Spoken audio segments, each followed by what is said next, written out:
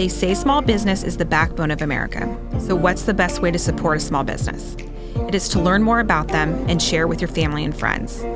We interview founders from across the world who have started and scaled their business through the ups and downs, long hours, and the rewards that come from sacrificing their time to build their business. Welcome to First to Arrive, Last to Leave, the journey of an entrepreneur.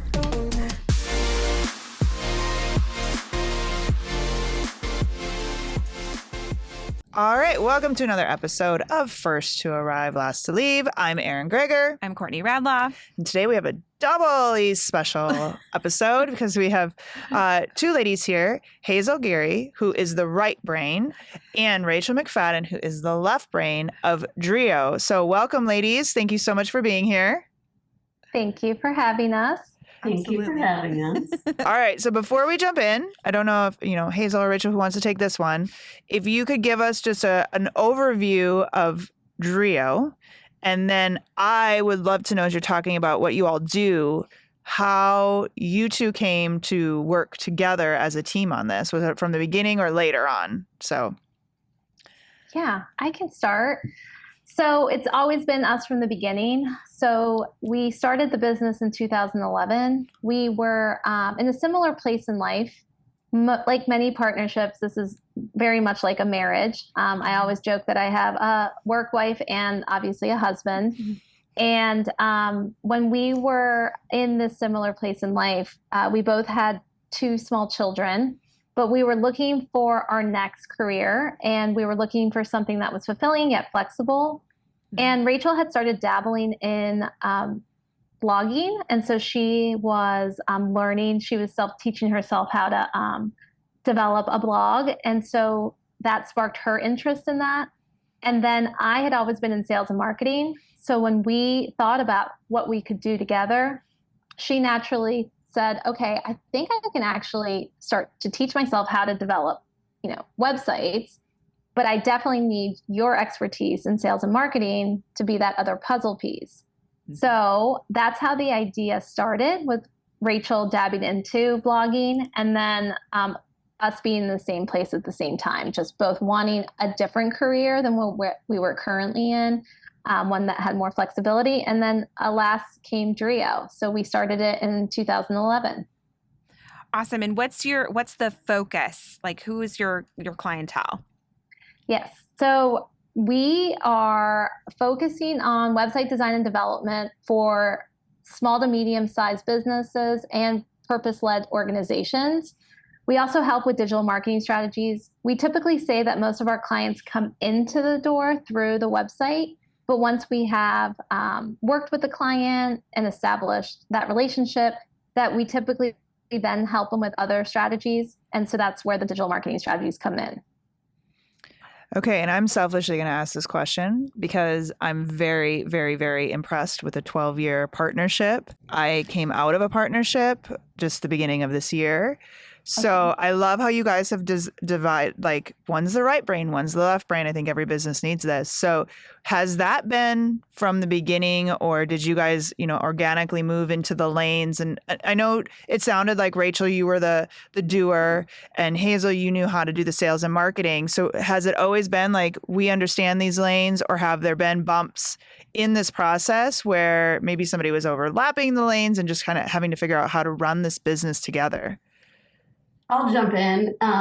So when we started, the left brain, right brain thing wasn't, our current titles weren't in place. But that's not to say that we weren't always doing what we were doing, because I was very much like the techie. I had a background in engineering before starting, doing websites, and Hazel didn't understand any of that stuff. So that easily divides like what we do. Mm-hmm. There's definitely been some overlap over the years, and kind of like from the big picture perspective, the business was initially, something that I started as like the small passion and brought Hazel on. But I kind of had to like take a step back over the last, couple of years and being like, okay, Hazel's really like the one with the vision. And I'm definitely, as you said, the doer. So it's organically worked out that way. We tend to stay within our own lanes, but there is sometimes that little overlap where I'm like, okay, well, what do we think about doing this? And I'm like, hold on, but Hazel's got the big vision here, so I let her lead in that way. Love That's it. awesome. I know. I'm so impressed. It is, because it's hard. It's hard to work together just in general. And then you couple that with, you were friends before, right? Yeah, we started out as friends, exactly. Just knew each other through mutual friends. And we're kind of just lucky at dumb luck. I mean, honestly, like. Well, but like, how have the conversations been? Because I feel like in this partnership, like Hazel, you called it out 100%. You're married. Like, you are married. Your finances are intertwined. Your life is intertwined. How have you guys been able to, navigate those difficult conversations with each other? Because it's not all easy, right? Like hiring or whatever. Do you guys have like this way of approaching it where, all right, we know this is going to be uncomfortable, but let's have it? Like, I'm just always so interested in this whole perspective of 12 years is a long time. Yeah. Yeah, no, I think it's a dynamic, right? And I think what is great about us is that we're not the same, right? So it's like, that positive and negative, you can't have two positives or two negatives sometimes. And so we definitely see things from different perspectives. And I think that helps us come together when we are having, lively discussions, because we aren't coming from the same place. So Rachel's usually looking at it from the Drio standpoint, and then I'm usually looking at it from the client standpoint. So sometimes I'm on a dual team. Like, I'm on Team Drio, but I'm also on the team of the client, because I always, first and foremost, I always want to serve the client to the best of our ability. But I do think, Erin, you hit the nail on the head. It's not always easy, right? Like any relationship, you have to give it time. And I think you also have to be very honest. So Rachel and I are honest. Like, we never tend to let things like simmer for too long before addressing it. And I think that has been a big component, is like the communication. And we both really know how invested we both are in it. So we always know that the conversations always we always end the conversation with what's best for the business. It's never personal. We're really good about not bringing that too much personal into it, and that we're able to see that really at the end of the day, we both want the same thing. It's just that we may be looking at it from a different lens. I love that last question. Yeah. Yeah. And I will say that we are friends. Yeah. Yeah. So I don't know if that's good and bad, right? It's like, so we're talking about business, and then we're also like talking about our children and what we're doing on the weekends, and like, we're going to get together and go to the same thing, whatever. It's worked. Honestly, when we're friends, like if we're together in a friend mode, we don't even spend that much time together talking. If we're like in a group setting, it's like, Hazel, hi Rachel, and then we're like, separate. Yeah. I think we know boundaries. I think we've naturally learned boundaries, and I think that's the success to anything in life, right? You can't be working together and then hanging out all the time. So I think, to Rachel's point, like, we both have a lot of similar friends. So we do overlap with friends too, but we've always been able to use that to our advantage, because it is nice. People know us as Hazel and Rachel outside of work, but they also know us as the Drio duo, as you said. It's been interesting to see also people really gravitate to one of us versus the other. Sometimes we have clients that are like, I'm so left brain, I think I'm going to get along with Rachel more. Or Hazel, I'm so much more right brain. Like, I really value your perspective. So it's funny how people naturally gravitate to one of us, but all, again, appreciate the fact that we see ourselves in this left brain, right brain perspective, because it really is a good representation of who we are. I love it. So I'm curious where the name came from, what the history of the name is. Rachel, do you want me to? Okay, I'll tell it. So that was actually one of the first things, as most business owners, right? You're tackling like, what are we going to call ourselves? Like, what's in a name? And so one of the things that early on, one of the best decisions we ever made was, okay, we're not going to, give ourselves a name that's going to niche us into something, right? We're not going to be like Drio website developers, and whoops, 2 years later, we're not doing that anymore. So we decided early on that we were going to choose a name that could transcend, right? So that if this didn't work out, we could carry that name into something else. Mm-hmm. So the name originally started from the German word for three, which is Rachel, if I'm hopefully not dry. And so we put an O in it because we had three services, like three main services. We were playing off of the fact that we had three main services, and then we were giving like an homage to Rachel's German ancestry. And it was either going to be Trio or Drio. So either way, you know, I feel like we kind of ended up where we should have, but it has served us very well. And I often tell people that our name, there must be something in the name in the way it sounds, because a lot of people will often say, I've heard of you guys. And we're like, oh, okay, that's interesting. You know, all the way from Cincinnati, Ohio. Okay. But it has this familiarity that I think a lot of people gravitate towards it. And many people can often pronounce it pretty quickly as well. I think too, if you had something that was semi-generic, let's just say, it wouldn't be as memorable. But because you say Drio, you're almost drawn to wanting to understand what it means. And so I think I love that. Yeah. How have your services, like from where you started in the sweet spot of who you work with? I mean, I love talking to businesses who have been around for 12 years now, right? How has that evolved in the business perspective from you had three main categories going in, and then from a perspective of what you offer today and the clients you serve, has that evolved?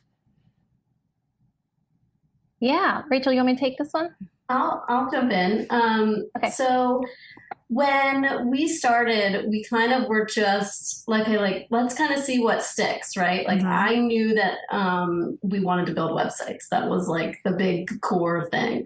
And then from there, naturally linked up into like hosting websites. So building websites and hosting websites. And then the other piece was the digital marketing piece. And that really kind of expanded and contracted depending on like what we were doing. And it's certainly evolved. We started off kind of offering like all of the email stuff involved with email marketing and templates and anything around email, and then social media design, and then content. And we really decided that we want to stay in the lanes that we're most comfortable in. And that's why today we call it digital marketing strategy, because we can offer advice in those things, but we don't necessarily like shine in those. One of the other things was SEO as well. So we're over the years, it's kind of allowed us to narrow our focus more into into our bread and butter and what is really interesting to us. And then But I think the one. go ahead. Oh, go ahead. No, go ahead. I was going to say one question that you asked too was, you know, who we serve? Yeah. Has that changed? Oh yeah.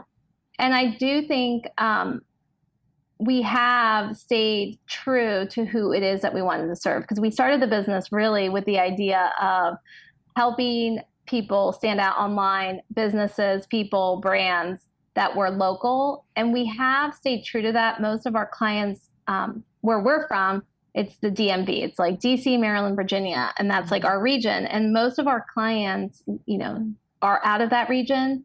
And so it hasn't changed in that aspect. I mean, now we have clients that are all over the country, but we do have a big concentration of them in the DC, Maryland, Virginia area. And I think there's something to be said about that, because our business has grown from referrals. So a lot of the clients that we have gained over the years are referrals from past clients, you know, colleagues that we've worked with. So it hasn't changed too much in that landscape, that, you know, most of the businesses are local and have that local footprint in the communities that we live in. But we have expanded on like the bigger projects. Like most people, you know, when you first start, you're taking like any and all projects. Yeah. We've obviously started to realize, to Rachel's point, like what we're really good at. So we started again doing websites for anyone, but now we're really only doing websites for businesses that have been in business for at least 5 years. So we're usually working on iteration 2 or 3 of the website. Whereas in the beginning, we were really working with a lot more startups and new businesses. So that landscape has definitely changed. Yeah. Okay, so you have the opportunity to do Goldman Sachs. Did one of you apply, or how did that come together? So someone recommended it to us, right? Someone recommended. Our next door neighbor, actually. Rachel, point backwards. Oh, yeah, he's right here. Yeah, on the wall behind me. The guy, on the wall behind us. Aaron Moore, actually, he was the one that recommended it. We had lunch with him, and he just happened to mention that he had graduated, and had we heard about this 10KSB program. And obviously it had us intrigued. So we were like, okay, tell us more. And and so we applied. And they were actually, the way it worked, I think it was like in the spring, and it was the spring of 2020, actually, when we found out about it. Ooh. Before the pandemic, though. So it was like, I guess it would have been like around January or February. I guess that's not the spring, that's like the winter. And I applied, I got in, and then I was scheduled to start in the fall of 2020. And then little did we know that the world was going to end. And I was actually, they ended up skipping the summer cohort, but they ended up having my cohort in the fall of 2020 virtually. So we were the first virtual cohort through the 10KSB program in Baltimore. So that took a unique twist to it because, as you all may know, a lot of the cohorts meet in person, right? Mm-hmm. Several times a week for those, 12 weeks. And we didn't have that opportunity. Obviously, we shifted everything online, but we had originally heard it from a 10KSB grad. So did they let you, did you do it together, or did you champion it, Hazel? Yeah, so I ended up attending. Rachel and I did rocks, paper, scissors. I won. You got lucky. Yeah. I got lucky. Well, we knew we couldn't send both. And so, we basically, we didn't really rock, paper, scissors, but we really talked about it. And Rachel was like, I think you should be the one to go. And so I was like honored because I really wanted to go. But obviously had Rachel really wanted to, I would have, we would have had a discussion about it. But yes, I ended up applying for it. And then they only let one person go. So I ended up going. I think it worked out in our benefit because, especially being online, I'm one of those people that's less inclined to like have side conversations with people and try to really connect. And Hazel's the connector of the two of us for sure. And so, she has gone above and beyond to meet some of these people in person over the last couple years. and they know her, they love her. It's great. We ran into one of the people in her cohort and he goes, I don't really know anybody. He's like, how do you not know all these people? No, that's awesome. But so can you, Rachel, could you apply and go for the same business, or do they lock it down where one person, one business goes? So I literally just had this conversation with Josh because I want Troy to go, and he said he could only go if he went under a different business. And I was like, ooh. But I've also heard of a husband and wife tag teaming it. So I'm not entirely sure. Maybe that's a maybe they just did it under the radar. It's like, don't ask, don't tell. Exactly. One person. She's sitting in the corner behind the camera. Yeah. Yeah. You make the business name the initials, you make it like Dio or something. What does Dio do? It's not Drio, so don't ask or something. What's neat go ahead. But Rachel has attended some 10KSB events. She came with me to the graduation in Baltimore a couple weeks ago. And so that was fun. But everyone knows Rachel. So, when she walks in, they're like, oh, they love seeing her. And so there's been many events that, Rachel has attended that a lot of other 10KSB come, so it's really fun to see that dynamic play out too. Absolutely. And it's kind of, you get both of you. Do you know what I mean? Even meeting you guys at WeBank, it was it seemed seamless. It didn't seem like there was a differentiate. So anyways, okay. So you're in the program, you're learning stuff. And what was the biggest takeaway that you could then pass on to Rachel? Oh, the financials part, So It's so funny because Rachel being left brain, you would think that she likes like the money and all that stuff. No, she doesn't. Like she's the one that makes me pay the bills. And I'm like, I cannot believe that this is the role that I'm in this relationship. And so both of us, and we're very open about it. Like the financials, that is not something we're comfortable with. And I would say the why is because when we started the business, it wasn't part of the process, right? We ran the business with like the idea, like many business owners, it's like first in, first out. Once one project was done, we just revved it up and we were working on the second. We had our heads down.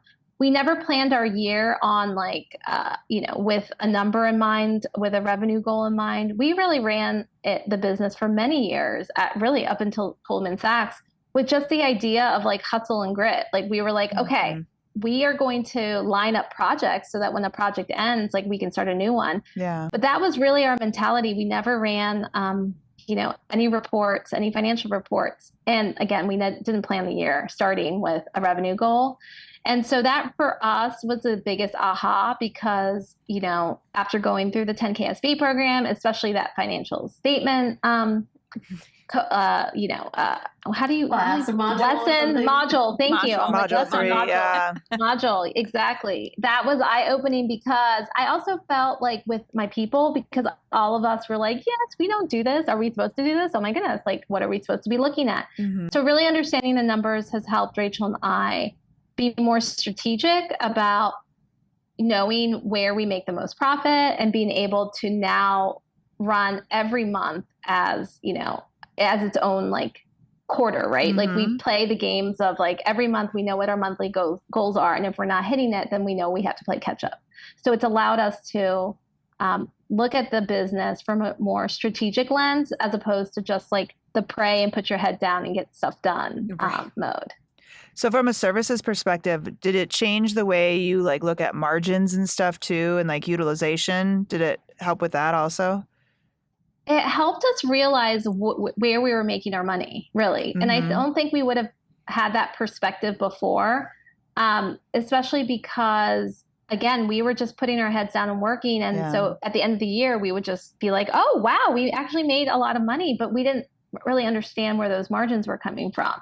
And so, and naturally, too, as we grew the business, right, we started realizing, which is a scary idea for most business owners, actually having help and not doing the work yourself actually helps you make more money, right? Because so that concept kind of blew our heads out of the water a little bit too, is realizing like, oh, that actually is true. We've grown the team too. We have contractors now that we use to flex when we have a lot of projects, just depending on our workload. And we find that it's when Rachel and I are not as much in the project and we're more on the strategy side, we're not the doers, that we actually make more money. And so that was another eye-opening lesson through that module, and learning more about running the reports and seeing where,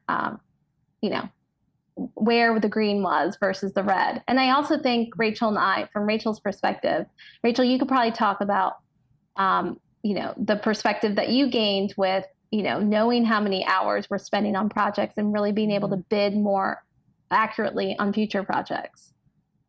Yeah, that's where I get in the weeds, right? Like anytime we're working on a bid for a project or an estimate for a client, I'm like, oh, this is easy. I just go back to our time reports and I can scale it up or scale it down depending on the size of the project or the client's needs.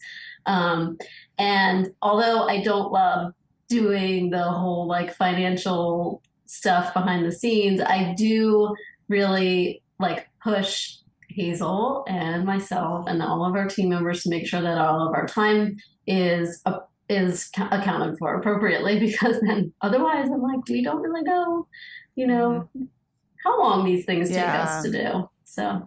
So important. So when it comes to building a team, what was the transition for you? Like, when did you guys decide, okay, we have to bring on, another person, or how many people do you have on staff now or contract? Well, Rachel and I realized that when we were working a lot of hours and we were tired, we were like, wow, this is a lot, and so we quickly learned, we needed help. And so being a 2-woman team is hard.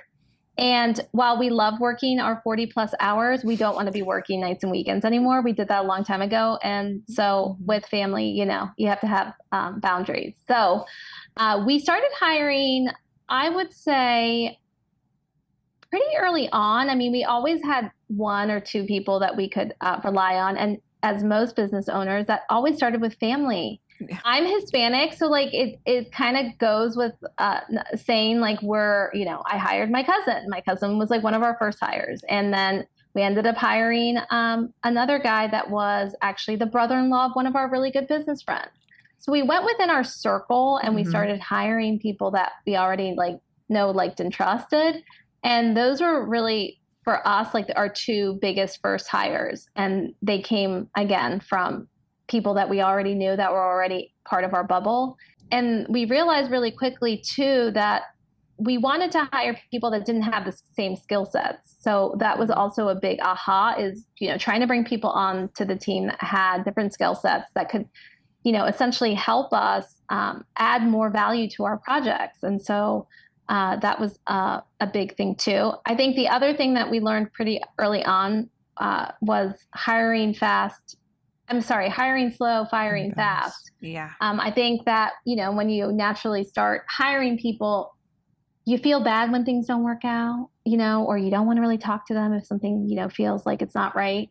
And so I think that was one of our biggest lessons learned early on too, was because we were hiring people that we knew, right? It made it a little bit more personal. So we also had to learn pretty quickly that sometimes, the opportunity just isn't right for either party. And so, sometimes it's better just to walk away from it on good terms versus keeping things on. But Rachel, do you want to talk about our current team size? Yeah, sure. So we flex, as Hazel said, based on projects. So we have a core team of about, in addition to the two of us, so 4 people. And then we have like another 4 or 5 people that will flex on different projects. And what's really nice about that is those people have been around for several years. They've worked with us. They know our process. And, usually it's just a quick phone call to say like, hey, we've got another project coming up. We could really use your help on this. And almost everybody that I can think of, Hazel, will say, oh, I love working with you guys. You guys are great. So it's really fun. We work hard and we have fun too with them. Awesome. So what about growth?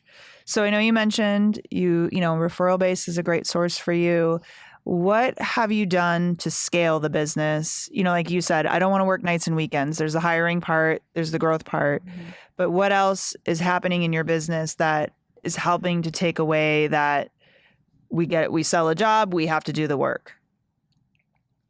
No, so that's been a big topic of conversation in our offices recently. So the last 6 months, we started thinking about the fact that naturally, as we started to work with bigger organizations, we started doing more custom website jobs.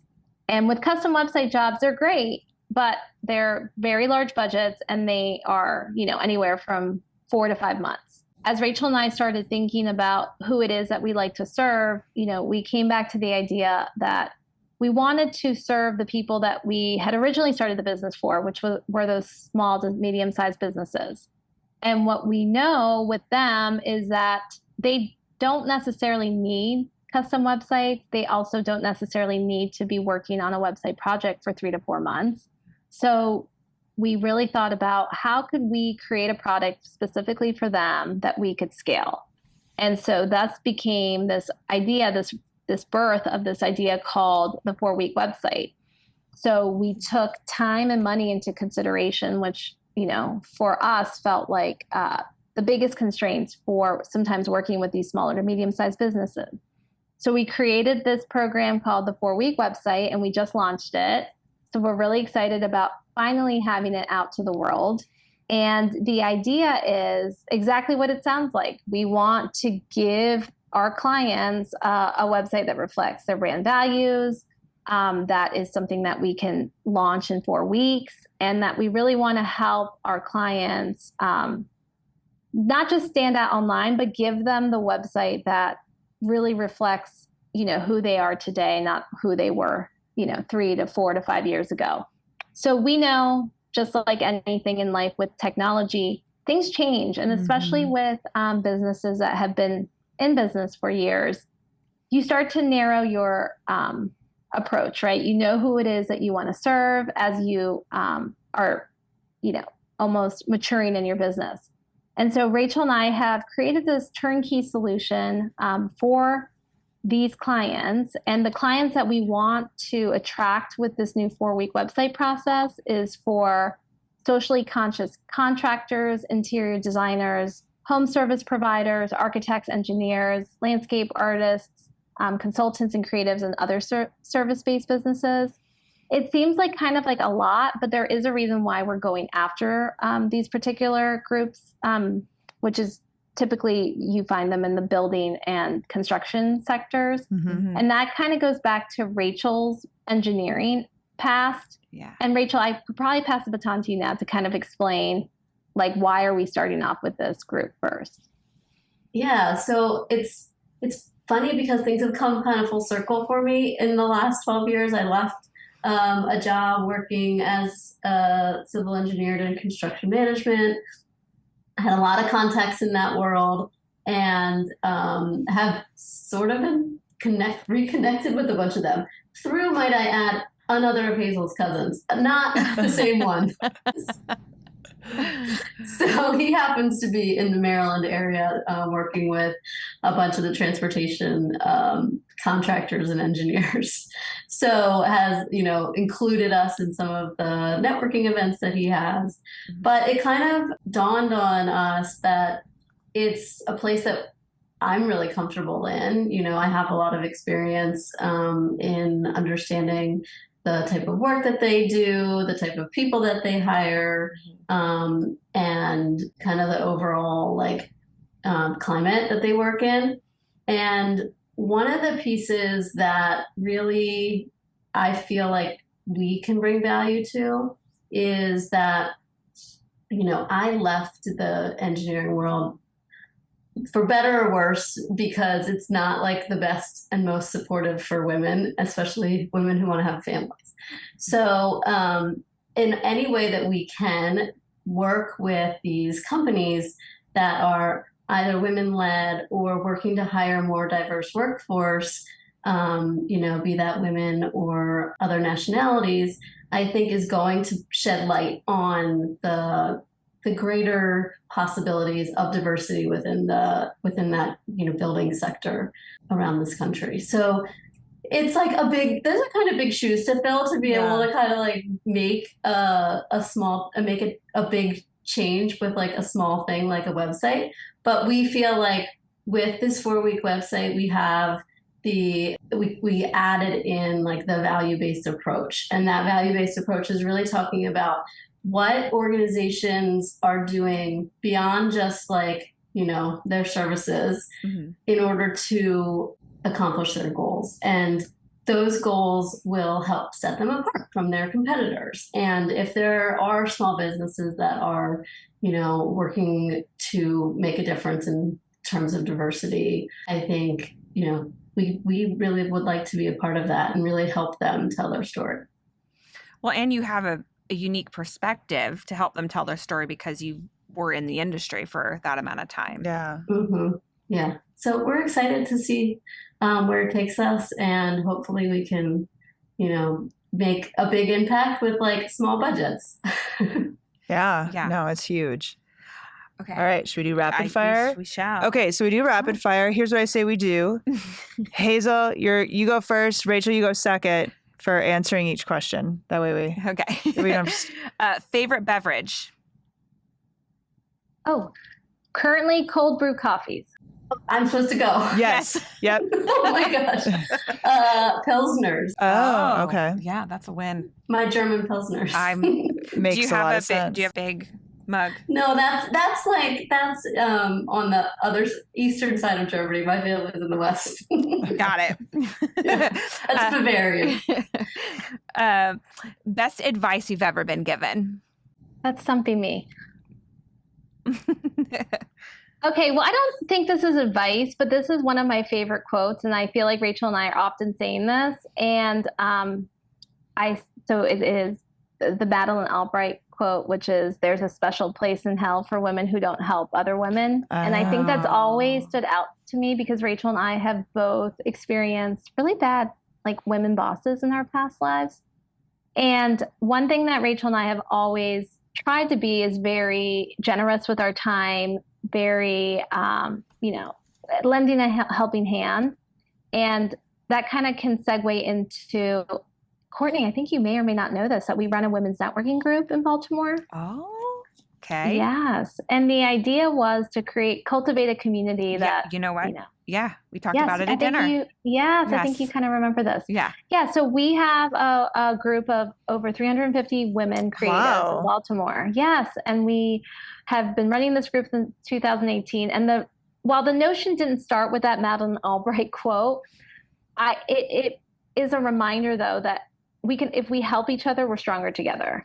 Absolutely. And that, for me, wasn't obviously given to me by Madeleine Albright, but I hear her loud and clear. And I understood very simply that, again, when and if you can make a difference within a community setting, that you can obviously make a difference and help support other women along the way, that is obviously always a win. And so Rachel and I have been doing it since 2018. And I will say that our network of women in Baltimore, shout out to the Monument Women's Creative Alliance members, we are one of a kind. We are creative thinkers from different sectors, and the impact that we're making in Baltimore and regionally is amazing. So that I guess would be my answer to your question. That's great. Yeah. Rachel, what's yours? Mine is competition. There isn't any real true competition, and we can all, it kind of piggybacks on Hazel's, but we can all really work together to support each other, and, grow together as opposed to worrying about who's on top. It's so interesting because this last weekend, I have another business. We do the hats and jewelry, and there's a ton of people doing it. We stepped in and we have our own saying. We call it getting lassoed. And last weekend, my mother-in-law was in town. So my daughter graduated from kindergarten. And we went to a place to have lunch, and there was another person doing permanent jewelry. And I always trip myself up because I don't know initially what to say. I don't want to be like, oh, I have that business too. We sat down and I text my business partner. I was like, oh my gosh, like there's another gal here doing it. And she texts me back, community over competition. So I got my daughter up. I said, come on, let's go get a bracelet. And she sat down and she got a bracelet done. And they were like, thank you for being so kind. We're so quick to cut each other down or not show up that we almost lose the opportunity to grow and learn. And I love that. Madeline Albright, right? I love that quote because I think that's true. It's like you took so much energy to not be kind, whereas you could have just shown up for someone else. Yeah. So anyways, I digress. Dinner with anyone. Who would you choose? Oh, okay. Mine's easy. Serena Williams. And Courtney knows I'm a tennis aficionado. So that is who I would want to, because I never got a chance to see her play. I should have gone last year, but that's who I would want to talk to. The other reason why, not only because she's obviously the queen of tennis, but the second reason I want to talk to her is because, and I've shared this with Rachel, she started like her own, she has like a new business, and basically she's doing like venture funding. And I just want to hear more about that because she's trying to support other women. And I love that idea. And I just think she's awesome. So that's who I would choose. Yeah, I second that. I kind of love her. Yeah. She's a badass. Yeah. Totally. Rachel, who's yours? Okay, I'll go in the same similar sports side, and now I can't remember her name, Hazel, but I know who you're gonna say. Who? The woman from Wolfpack. Yes. What's her name? Oh, Abby Wambach. Abby Wambach. I mean, she packs a punch in all the work that she's done for pay equity. Yeah. And reading her short little Wolfpack book is awesome. I love that book. Yeah, I mean, it goes along with what we were just saying about community and, support and all that kind of stuff. But I just am in awe of like the work that she has been able to do to help women with the pay equity thing. And it's a real thing. It's something that I experienced as an engineer, like firsthand. So I would love to sit down with her. I love that. Okay, your morning routine. And then I'm going to guess Rachel's because I just want to guess for funds, but go ahead. Oh my God. I can't wait to hear what you think Rachel's is. Okay. My morning routine is so blab, but right now I'm currently in middle school. Yes, you heard it right. I wake up with my middle schooler at like 5:45 in the morning. Yep. Yeah, my morning routine is starting at 5:45. I only have one more week left of middle school, so I'm really excited. But I actually have been sort of enjoying waking up early because I get him on the school bus, and then I have about 45 minutes before anyone else wakes up. So I find myself checking emails, kind of getting a little bit ahead of the game because I don't know about you ladies. Somehow I go to bed with like all of my emails like good, ready to go. And then I wake up the next day to like 30 emails between, I don't even know how that happens in 8 hours. So I am typically checking my emails, and then I get my second set of kids out the door. And then I'll have been starting out my mornings with a walk with my dog, which I feel like has been the best thing I ever added to my routine because it's a transition from like, oh, I just got everyone out the door to, okay, now I'm going to work. So I start to think about my day. I start to kind of start having these ideas start to generate about like what it is I have to work on. So that's my routine. I love that. There was I lost my train of thought. Doesn't matter. I'll come back to it. But Rachel, are you running every morning? No, because you were trained. Tell you my morning routine when we were. Because when we were at WeBank, you were getting ready for a run, and you were like, "I am getting up. I'm going to run." And I was like, "Someone who is that dedicated, you don't just fall off of it. You taper back down, right? So until you ramp back up again." So my guess was going to be the when we were at WeBank, I was getting ready for a run. You're right, and I ran one day in the rain. The weather was not the best, and I was like, I need to get my run in. I ran 4 miles or something in the rain, and then I stopped at the grocery store and then bought a few things for breakfast while Hazel was asleep, and then ran with my bags back. I mean, that's like work wife, right? Like I was like, oh, thank you. You brought me breakfast. Oh, it's soaking wet, but I appreciate that. That's awesome. But no, I do not run in the morning. That was a anomaly. I am not a morning person. I do not run in the morning on a regular basis. I sleep until about 7:30 when I really get mad at myself because maybe it's not myself. It's my husband's alarm wakes me up. I don't need to wake up at 7:30. So it drives me crazy. I just want to sleep. It happened this morning. And then I make a smoothie and a tea. And I sometimes walk the dog and get my butt out the door. Yeah. Nice. Yeah. And my husband deals with the kids. That's awesome. I need that. Or they deal with Actually, mine's pretty good. I don't do it. Yeah. All right. Last thing. What's a guilty pleasure? Rachel knows this. So my news sources are people.com, usmagazine.com, Page 6, and then The Sun UK. That is literally my guilty pleasure. I love that. Rachel, what's yours? I can't even understand it. I'm like, you have people.com up? I don't even, who goes there? Who reads these things? Okay. I was just telling Hazel, I said, I am obsessed with Queer Eye. And I was watching it the other night with my husband, and he was like, maybe do you want to watch something else? And I was like, no, I can watch these guys on repeat all day with a new subject. A new, what do they call them? They have a word for like the people that they're making over. I don't know. Now I'm going to think about this. Hero. Okay. A new hero. It's the screaming in the bathroom. Yeah. In the preview that got me a couple weeks ago. I heard it like one of the guys shrieked, and I was like, what's that? And it was like the preview running it. Yeah. It's so funny. Okay. All right. So if somebody wanted to get a hold of you ladies and learn more, where is the best place for them to go? That's the easiest question. DrioDuo.com.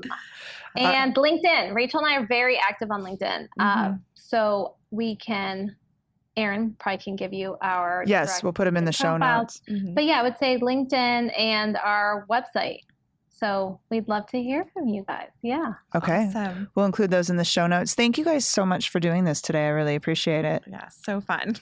Thank you for having us. Yeah, this was great. Thank you.